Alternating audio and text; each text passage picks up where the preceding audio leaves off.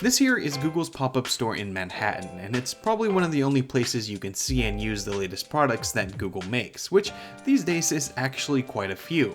It's a relatively small space on 96 Spring Street in Soho, and being that it's a pop-up, it won't be here forever, but as of now, there's a single place to try the Pixel, Daydream, Google Home, Google Wi-Fi, and the Chromecast. It of course has some Google flair, like a wall of rotating pentagons with different colors, and a crazy center illuminated pillar lighting the entire place. There's also a sphere in one corner with screens showing off different photos, and you have a whole demo kitchen and living room for Google Home. There's also a space for hands-on demos with Daydream to use the headset and controller, and a separate dark room to show off the Pixel's low-light performance. Now, they aren't actually selling anything here, but as far as demos go for Google products, this is about as good as you can get right now.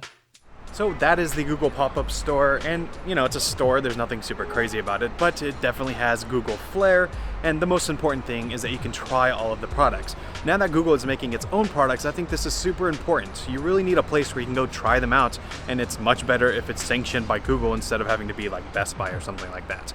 I really like this. I hope they do more of these. Again, this is a pop-up, so it's going away relatively soon, but hopefully they actually get into the retail game, and I think that would just be really good for their products.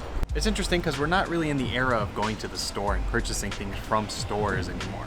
I know I do most of my shopping on Amazon, but I think there's still a place for having a retail location. Not necessarily for people to buy things, but just for a place that you can go experiment and see what products are available.